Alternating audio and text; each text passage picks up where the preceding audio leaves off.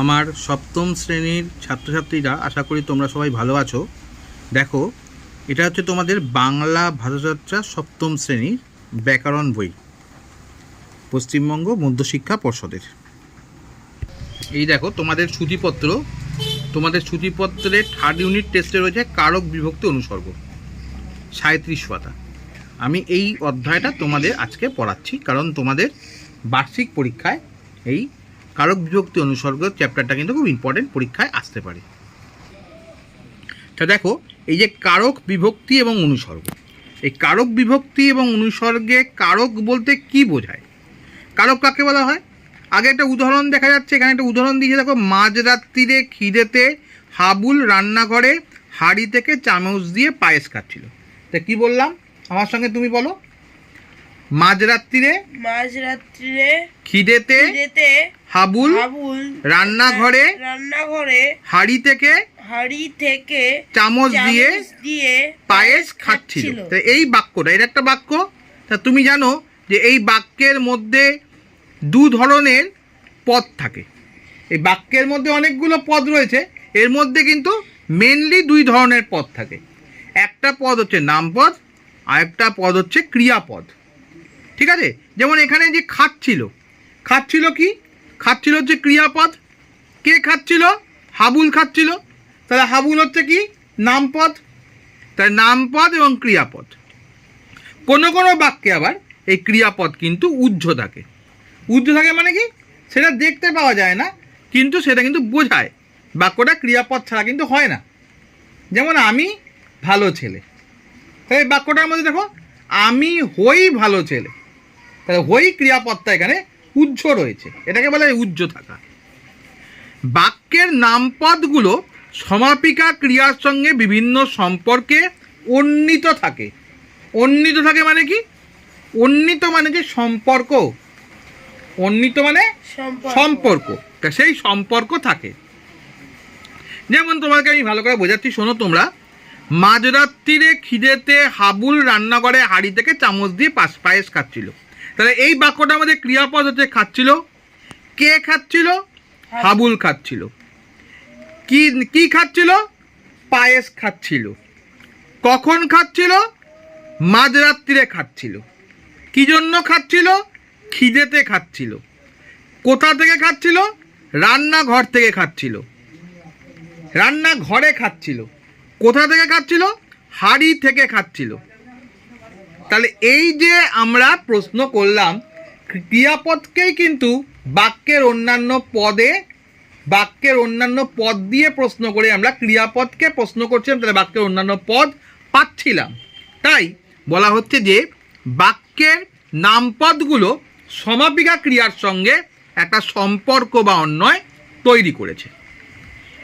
তাহলে এইবার লক্ষ্য করো, এই যে বাক্যের যে কারক বিভক্তি এবং অনুসর্গ যেটা আমরা শেখাবো, তার প্রথম পার্ট শিখতে হচ্ছে আমাদের ক্রিয়াপদ কাকে বলে।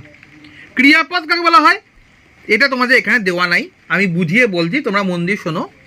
ক্রিয়াপদ বলতে বোঝায় যে পদ দ্বারা কোনো কাজ করা, হওয়া এবং আছে বোঝায়, তাকেই বলা হয় ক্রিয়াপদ। যেমন ইংলিশে যাকে বলা হয় ভার্ব, বাংলায় তাকেই বলা হচ্ছে ক্রিয়াপদ। তাহলে এই ক্রিয়াপদ অনুসারে কারক কাকে বলা হয়? কারক হচ্ছে বাক্যের অন্তর্গত ক্রিয়াপদের সঙ্গে বাক্যের অন্যান্য পদের যে সম্পর্ক বা অন্বয়, তাকেই বলা হয় কারক। বুঝতে পেরেছ? তাহলে এই কারকে, যেমন মনে করো, এবার কারকের সঙ্গে আমাদের জানতে হবে কি? বিভক্তি। বিভক্তিটা কি জিনিস? যেমন এখানে দেখো লেখা রয়েছে মাঝরাত্রিরে খিদেতে। তাহলে মাঝরাত্রির মূল শব্দটা হচ্ছে মাঝরাত্রির, রাত্রি। মাঝরাত্রির হচ্ছে মূল শব্দ, তার সঙ্গে তে বিভক্তি যুক্ত হয়েছে, রে বিভক্তি যুক্ত হয়েছে। খিদে হচ্ছে মূল শব্দ, তার সঙ্গে তে বিভক্তি যুক্ত হয়েছে। রান্নাঘর মূল শব্দ, তার সঙ্গে এ বিভক্তি যুক্ত হয়েছে, রান্নাঘরে। তাহলে এগুলো হচ্ছে বিভক্তি। এ বিভক্তি, কে বিভক্তি, রে বিভক্তি। ঠিক আছে? তারপর আবার কখনো কখনো মূল শব্দ, যেমন মনে করো থেকেটা একটা বিভক্তি। এই শব্দজাত বিভক্তিগুলোকে আবার অনুসর্গ বলা হয়। কারণ মূল শব্দের পরে বসে বলে তাকে অনুসর্গ বলে। বুঝলে? আবার কোনো কোনো শব্দে দেখতে পাবে যেখানে কোনো বিভক্তি বা চিহ্ন যুক্ত হয়নি, সেই বিভক্তিগুলোকে বলা হয় শূন্য বিভক্তি বলা হয়। কি বিভক্তি বললাম? শূন্য বিভক্তি বলা হয়। যেমন আমি বললাম স্পন্দন ভালো ছেলে, তাহলে স্পন্দন ভালো ছেলে, স্পন্দন শব্দের সঙ্গে কোনো বিভক্তি যুক্ত হয়নি, তাই স্পন্দন হচ্ছে শূন্য বিভক্তি। ভালো শব্দের সঙ্গে কোনো বিভক্তি যুক্ত হয়নি, তাহলে ভালো হচ্ছে শূন্য বিভক্তি। বুঝলাম? তাহলে এইবার দেখো কারক কয় প্রকার এবং কি কি। কারক হচ্ছে, কারককে কি কি দিয়ে প্রশ্ন করলে আমরা কি কি পাই তোমাদের আগেই দেখালাম। কারকের যে সম্বন্ধগুলো, যেমন দেখো কে দিয়ে যদি প্রশ্ন করা হয় তখন আমরা পাই কর্তৃ সম্বন্ধ বা কর্তৃকারক। কি দিয়ে প্রকাশ করলে কর্ম সম্বন্ধ বা কর্মকারক। আবার কি দিয়ে, এই কিকে প্রশ্ন করি, কি যদি প্রশ্ন করি ক্রিয়াপদকে তখন যে কর্মকারক পাচ্ছি। আর কি দিয়ে, দ্বারা দিয়া কর্তৃক যদি প্রশ্ন করি তখন পাবো করণ কারক। কেন দিয়ে প্রশ্ন করলে পাবো নিমিত্ত কারক, কেন, জন্য, এগুলো হলো নিমিত্ত কারক। কোথা থেকে বা কোথা হইতে বা কোথায় চেয়ে দিয়ে যদি প্রশ্ন করি তাকে পাবো অপাদান সম্বন্ধ।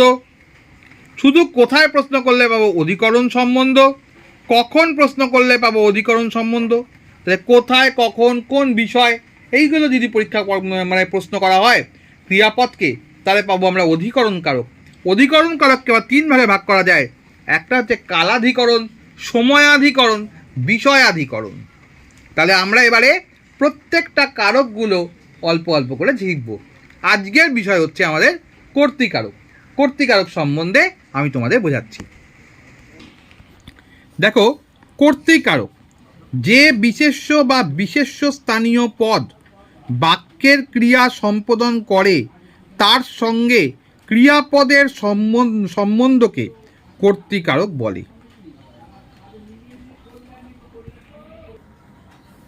যে বিশেষ্য বা বিশেষ্য স্থানীয় পদ বাক্যের ক্রিয়া সম্পাদন করে তার সঙ্গে ক্রিয়াপদের সম্বন্ধকে কর্তৃকারক বলে।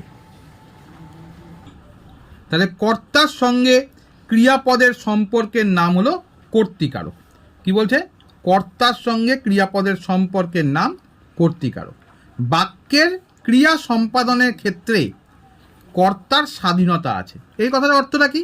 যেমন আমি বললাম যে স্পন্দন বই পড়ছিল, তাই স্পন্দন বই পড়ছিল, এই বাক্যটার মধ্যে দেখ স্পন্দন কি করছিল? স্পন্দন বই পড়ছিল। তাহলে বই পড়ছিল কে? স্পন্দন। তা বাক্যটিতে যে কর্তাটা কোনটা? বাক্য যে কর্তা হচ্ছে স্পন্দন পদটি। অনেক সময় আবার কি হয়, বাক্যের কর্তা উজ্জ থেকেও ক্রিয়া সম্পাদন করে থাকে। যেমন বললি যে মাকে বললি আমাকে খেতে দাও, তাহলে বাক্যটিতে দেখ মা তুমি খেতে দাও, তাই তুমি কথাটা এখানে উজ্জ আছে, যে আমাকে খেতে দাও এই বাক্যটা শুধু দেখবো যে তুমি কথাটা এখানে উজ্জ আছে, তা সত্ত্বেও কিন্তু দেখ তার অস্তিত্ব এখানে টের পাওয়া যাচ্ছে। এই যে তুই মাকে উদ্দেশ্য করে বলছিস মা, না বলে বললি আমাকে খেতে দাও, ব্যাপারটা বুঝেছিস? আমাকে খেতে দাও। তাহলে এই আমাকে খেতে দাও যে কথাটা বলছিস, এই কথাটার মাধ্যমে যে কী বোঝাচ্ছে? এই কথাটার মাধ্যমে বোঝাচ্ছে যে মাকেই তুই উদ্দেশ্য করে বলছিস যে মা আমাকে খেতে দাও, কিন্তু মা শব্দটা বাক্যে ব্যবহার করা হয়নি। তো এই ধরনের কর্তাকে বলা হচ্ছে কর্তাটা এখানে উজ্জ।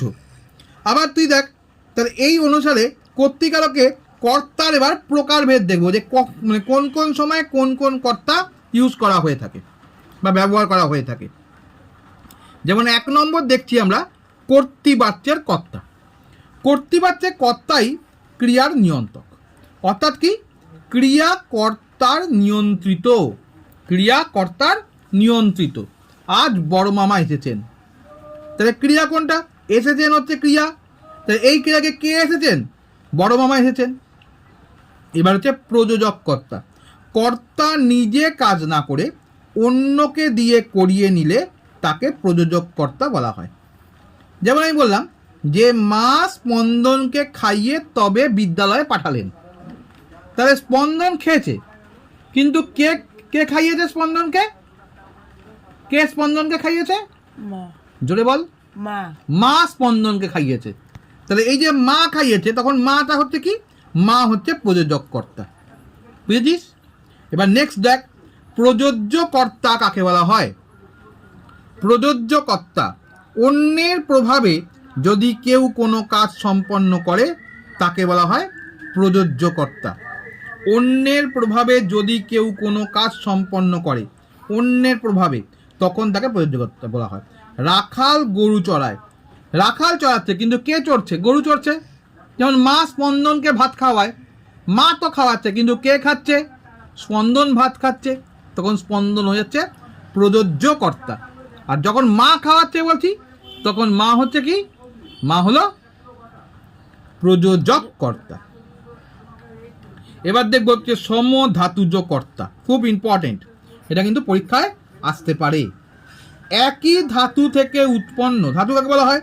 ক্রিয়াপদ, তাকেই ধাতু বলা হয়। ক্রিয়াপদের যে উৎস তাকে বলা হয় ধাতু। তাহলে একই ধাতু থেকে উৎপন্ন বিশেষ্য বা বিশেষণ স্থানীয়, বিশেষ্য হচ্ছে নাউন, বিশেষণ হচ্ছে অ্যাডজেক্টিভ, স্থানীয় পদ কর্তা রূপে ব্যবহৃত হলে তাকে সমধাতুজ বা একই ধাতু থেকে জন্মায় বলে একই ধাতুজ কর্তা বলা হয়। এদেরই বলা হয় কি? ধাতুর্থক কর্তাও বলা হয়, ধাতুর্থক কর্তাও বলা হয়। তাহলে ধাতুর্থক কর্তা মানে একই ধাতুর অর্থযুক্ত যে কর্তা তাকে ধাতুর্থক কর্তা বলা হয়। যেমন লেখক লেখেন, লেখকও রয়েছে, লেখক হচ্ছে একই ধাতু থেকে এসছে, লেখেন শব্দটাও কিন্তু একই ধাতু থেকে এসছে। তো এই লেখক কবিতা, লেখক সাহিত্য লেখেন, তখন লেখক লেখেন সমধাতুজ কর্তা বলে একে লেখকটা হচ্ছে সমধাতুজ কর্তা বলা হচ্ছে বা কর্তৃকারক হলো। এবার নেক্সট হচ্ছে কি আছে? ব্যতিহার কর্তা। ব্যতিহার কর্তা কি বলছে? কোনো ক্রিয়ার একাধিক কর্তা থাকলে, তাদের মধ্যে পারস্পরিক সম্পর্ক থাকলে কর্তাগুলিকে একসঙ্গে ব্যতিহার কর্তা বলা হয়। কি হচ্ছে ব্যতিহার কর্তাটা? আমি আবার তোমাদের বোঝাচ্ছি, শোনো। কোনো ক্রিয়ার একাধিক কর্তা থাকলে, যেমন পণ্ডিতে পণ্ডিতে, তাহলে একাধিক কর্তা, একের অধিক কর্তা, তাদের মধ্যে পারস্পরিক সম্পর্ক কি রয়েছে? পণ্ডিতে পণ্ডিতে, একই কথা দুবার ব্যবহার। তা এই যে কর্তাগুলো, এই কর্তাগুলোকে একসঙ্গে, পণ্ডিত একটা কর্তা, পণ্ডিত একটা কর্তা, দুটো পণ্ডিত মনে হচ্ছে, তাই পণ্ডিতে পণ্ডিতে।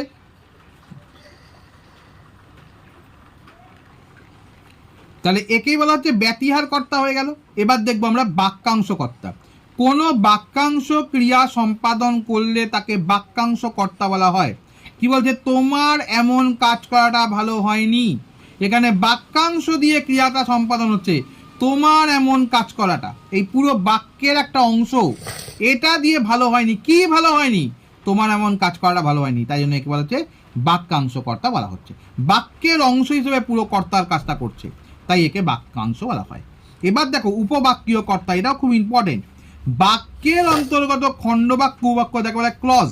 তুমি যখন ক্লাস 9-এ উঠবে বা ক্লাস 8-এ উঠবে তখন শিখবে ক্লজ। ঠিক আছে? ক্লজ মানে হচ্ছে বাক্যাংশ বা উপবাক্য, অর্থাৎ কোনো বাক্যের অন্তর্গত উপবাক্য যদি কর্তারূপে ক্রিয়া নিষ্পন্ন করে তাকে উপবাক্যীয় কর্তা বলা হয়।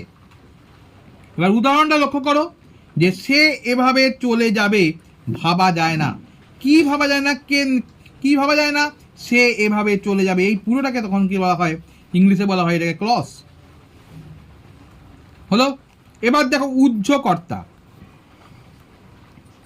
মধ্যম পুরুষে, মধ্যম পুরুষ বা তুমি পক্ষ বা উত্তম পুরুষ বা আমি পক্ষের কর্তা অনেক সময় উহ্য থাকে, এদের বলা হয় উহ্যকর্তা।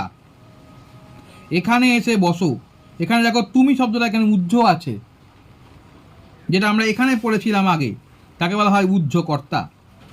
বহু ক্রিয়ায় এক কর্তা, একই কর্তার অধীনে বহু সমাপিকা বা অসমাপিকা ক্রিয়া থাকলে তাকে এই নামে ডাকা হয়। ঠিক আছে? শিশুটি কেবলই হাসছে আর খেলছে আর নাচছে আর গাইছে, দেখো এর মধ্যে সমাপিকা ক্রিয়াও রয়েছে। শিশুটি কেবলই হাসছে, এখানে কিন্তু সমাপিকা ক্রিয়া একটাও নেই, সবই অসমাপিকা ক্রিয়া রয়েছে। হাসছে, খেলছে, নাচছে, গাইছে, এর মধ্যে কোনো কর্ম নেই, তার জন্য এটা কি? সবই হচ্ছে অসমাপিকা ক্রিয়া। শিশুটি কেবলই হাসছে, খেলছে, নাচছে, গাইছে। এখানে বহু ক্রিয়ায় এক কর্তা, এখানে হাসছে একটা ক্রিয়া, খেলছে একটা ক্রিয়া, নাচছে একটা ক্রিয়া, গাইছে একটা ক্রিয়া, চারটে ক্রিয়ার একটাই মাত্র কর্তা। বুঝতে পারা গেল? নেক্সট চলে আসছি আমরা এক ক্রিয়ার বহু কর্তা। এক ক্রিয়ার বহু কর্তা, সেটা এবার দেখব। কি বলছে দেখো, একটা ক্রিয়া তার কর্তা বহু। কি বলছে, রোগ শোক, যুদ্ধের পরেই এলো রোগ শোক মহামারী। রোগ একটা কর্তা, শোক একটা কর্তা, মহামারী একটা কর্তা। যুদ্ধের পরেই এলো কি এলো, রোগ শোক মহামারী, একাধিক কর্তা। বুঝতে পারলাম। কর্ম কর্তৃবাচ্যের কর্তা, বাক্যে কর্তার অনুপস্থিতিতে কর্ম যদি কর্তার মতো আচরণ করে তাকে কর্ম কর্তৃবাচ্যের কর্তা বলা হয়। বাচ্যকে ইংলিশে বলা হয় ভয়েস। বাচ্চকে ইংলিশে কি বলে, ভয়েস। যেটা তোমাদেরকে পরে শেখানো হবে সেটা হচ্ছে ভয়েস। ক্লাস 7-এ শেখানো হয় ভয়েস চেঞ্জ। সেই ভয়েস চেঞ্জ যে কর্ম কর্তৃবাচ্য, যেটা তুমি পরে বাংলায় যে বাচ্য পরিবর্তন সেটা তুমি ক্লাস 9-এ গিয়ে শেখানো হয় ভালো করে। যাই হোক, শিখে নাও মোটামুটি। কর্তার অনুপস্থিতিতে কর্ম যদি কর্তার মতো আচরণ করে তখন তাকে বলা হয় কর্ম কর্তৃবাচ্য বলা হয়। ঠিক আছে। এখানে এখন আর বাজার বসে না। দেখো এখানে কিন্তু কর্তা অনুপস্থিতিতে কিন্তু কর্তার মতনই আচরণ করছে, তাই এখানে এই যে বাজার বসে না, বাজারকে এখানে বলা হচ্ছে কর্ম কর্তৃবাচ্য। নেক্সট চলে আসছি নিরপেক্ষ কর্তা। এটাও কিন্তু খুব ইম্পর্টেন্ট। কোনো বাক্যে সমাপিকা ক্রিয়া, কোনো বাক্যে সমাপিকা অসমাপিকা উভয় ক্রিয়াই থাকলে এবং ক্রিয়া দুটির বিভিন্ন কর্তা থাকলে অসমাপিকা ক্রিয়ার নিয়ন্ত্রক কর্তাটিকে বলা হয় নিরপেক্ষ কর্তা। তাহলে এখানে কি বলছে দেখো, কোনো বাক্যে সমাপিকা ও অসমাপিকা ক্রিয়া উভয়ে থাকলে, সমাপিকা ক্রিয়াও রয়েছে। কোনটা দেখো, উৎসব এলে গোটা পাড়া যেন জেগে ওঠে। তাহলে এই যে জেগে ওঠে এটা হচ্ছে সমাপিকা ক্রিয়া। আবার উৎসব এলে, এই এলেটা হচ্ছে অসমাপিকা ক্রিয়া। এই উভয় ক্রিয়াই থাকলে, ক্রিয়া দুটির বিভিন্ন কর্তা থাকলেও অসমাপিকা ক্রিয়ার নিয়ন্ত্রক কর্তাটিকে, এই যে এলে আছে, এলে তো অসমাপিকা ক্রিয়া, এর নিয়ন্ত্রক কর্তাটি মানে এই ক্রিয়াটা যে কর্তা দ্বারা নিয়ন্ত্রিত হচ্ছে সেই কর্তাটিকে বলা হয় কি, নিরপেক্ষ কর্তা। তো এখানে উৎসব হলো নিরপেক্ষ কর্তা। এবার লাস্ট পয়েন্টটা আমরা দেখব হচ্ছে কি, সহযোগী কর্তা। এবার দেখো কি বলছে, যে একই বাক্যে দুটি কর্তা থাকলে এবং তাদের পরস্পরের মধ্যে সহযোগিতার ভাব থাকলে। এ কথার অর্থ কি, তোমাতে আমাতে, এই যে সহযোগিতার একটা ভাব কি, তোমাতে আর আমাতে, এই যে সহযোগিতার ভাবের মধ্যে কাজটা সেরে ফেলি চলো। তাহলে এখানে দুটি কর্তার মধ্যে পারস্পরিক সহযোগিতার ভাব রয়েছে বলেই একে বলা হয় সহযোগী কর্তা বলা হয়। তাহলে ছাত্ররা, আমি তোমাদের আজকে কর্তৃকারক সম্বন্ধে পড়ালাম। তোমাদের ছাত্রছাত্রীদের তোমাদের উদ্দেশ্যে জানাচ্ছি, তোমাদের যদি ভালো লাগে তাহলে লাইক, শেয়ার, কমেন্টস এবং সাবস্ক্রাইব করবে, আর পাশে থাকা বেল আইকনটা প্রেস করে দেবে। তাহলে আবার যখন নতুন ভিডিও আপলোড করব সাথে সাথে নোটিফিকেশনে চলে যাবে। তোমরা ভালো থেকো, ভালো করে পড়াশোনা করবে। আজ তাহলে এই বলেই শেষ করলাম।